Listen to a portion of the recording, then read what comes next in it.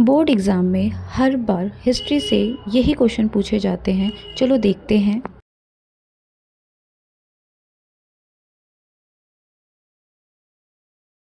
अमरावती का स्तूप जो कि आंध्र प्रदेश में स्थित है, ठीक है। और अमरावती का स्तूप काफ़ी सुंदर था और ये सफ़ेद संगमरमर के पत्थर से बना हुआ था। इस स्तूप में अवशेष के रूप में मूर्तियां पत्थर मिले जिन्हें अलग अलग स्थान पर ले जाया गया, ठीक है। क्या हुआ था कि एक तो ये बहुत खूबसूरत था, तो इसके पत्थरों को स्थानीय जो लोग थे उन्होंने यूज़ कर लिया, ठीक है, उन्होंने प्रयोग कर लिया। इसके वजह से ये बर्बाद हो गया। और फिर जो यूरोपियन भारत में आए थे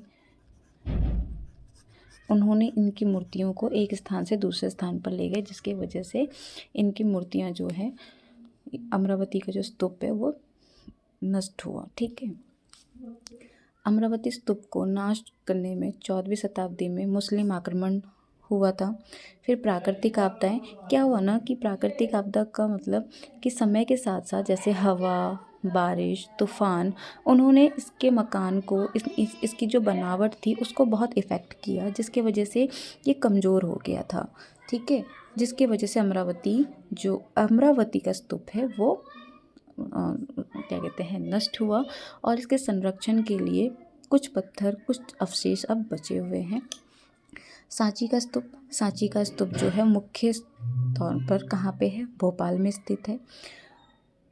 सम्राट अशोक ने इसमें 3री शताब्दी में बनाया था। बौद्ध धर्म के अवशेष जो हैं वो यहाँ पर सुरक्षित हैं और बेगम के द्वारा इसे संरक्षण किया गया था। और ये जॉन मार्शल की पुस्तक में देखने को मिलता है, ठीक है। लिखित पुस्तक में सांची स्तूप के संरक्षण के बारे में हमें पता चलता है। अमरावती और सांची जो हैं वो हमारे सांस्कृतिक धरोहर स्थल हैं और ये बौद्ध धर्म की वास्तुकला और संस्कृति का प्रमुख उदाहरण है, ठीक है। ये क्लास 12 का इम्पोर्टेंट क्वेश्चन था। दूसरा क्वेश्चन है अलवार और नैनार, वीरशैव, इन सब के बारे में आपसे पूछा जाता है, ठीक है। तो अलवार कौन थे और नैनार कौन थे? तो याद रखना है कि दक्षिण भारत में भक्ति आंदोलन शुरू हुआ था, ठीक है। तो यहाँ पे नैनार और अलवार दो संत उभर कर आए। नैनार यानी कि जो शिव भक्त थे, अलवार जो विष्णु भक्त थे, ठीक है। और कब आया था? 8वीं शताब्दी में आया था, दक्षिण भारत के तमिलनाडु, ये याद रखना है। अब देखो, जो शिव भक्त थे घूमकर धर्म का प्रचार किया था और भजन के माध्यम से इन्होंने भक्ति का प्रचार किया था। देखो इसके बारे में जब आएगा तो क्या क्या लिखना है। इन्होंने जाति प्रथा का विरोध किया था। इन्होंने वैदिक द्वारा निर्धारित जो कर्म कांड नियम थे उसका खंडित यानी कि विरोध किया था। समाज में स्त्रियों के स्थान की बात की थी और ब्राह्मण के एक अधिकार का इन्होंने विरोध किया था। चाहे वीरशैव पूछे, नैनार पूछे, अलवार, ये सारी चीज़ें आपको लिखनी है।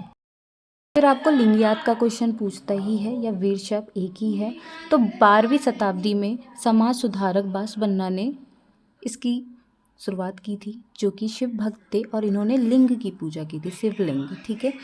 वीरशैव द्वारा ही जाति प्रथा का विरोध किया गया था, यानी कि जो शिव जी के भक्त थे, जो लिंगयात के नाम से मशहूर हुए थे, ठीक है, उन्होंने जाति प्रथा का विरोध किया था। समाज में समानता व ब्राह्मणवाद का विरोध किया था। इन सभी संतों ने भक्ति गीत के माध्यम से समाज में समानता और न्याय स्थापित करने के लिए आंदोलन चलाया था, ठीक है। धार्मिक अनुष्ठान यानी कि जो वैदिकों के द्वारा कर्मकांड थे, बच्चे जो पैदा होगा तो जो नियम थे, जब कोई मरता है तो जो नियम थे, उन सभी को धार्मिक अनुष्ठान में रखा जाता है। पूजा पद्धति में सभी जातियों के लोगों को शामिल किया जाए। देखो इन्होंने क्या बोला था कि जो ब्राह्मण के द्वारा कर्मकांड बनाए गए थे उनका इन्होंने खुलकर विरोध किया था। इनका मानना था कि हर व्यक्ति जो है वो अपने व्यवहार से ऊंच नीच हो सकता है, मगर भगवान किसी को ऊंचा नीचा बना के नहीं भेजता है, ठीक है। तो सभी के लिए एक जैसा सब कुछ होना चाहिए। तो इन्होंने विरोध किसका किया था? जाति प्रथा का, छुआछूत का और ब्राह्मणवाद का। और इन्होंने जोर किस पे दिया था? वैश्यक विवाह पर, पुनर्विवाह पर और स्त्रियों की दशा पर इन्होंने क्या किया था? अपना जोर दिया था। याद रखना है वीर शैव कौन थे? तो ये लिंगयात के नाम से मशहूर हुए थे 12वीं शताब्दी में। बांसबन्ना जो कि दक्षिण भारत के थे, ठीक है। अलवार और नैनार याद रखना है। अलवार कौन थे? विष्णु भक्त थे और नैनार कौन थे? शिव भक्त थे। इन्होंने भी जाति प्रथा का विरोध किया था, ठीक है। तो ये 3 क्वेश्चन इंपॉर्टेंट थे जो मैंने अभी बताए हैं। आगे के लिए मेरे चैनल को लाइक करें और मैं और वीडियो बनाती रहूँगी।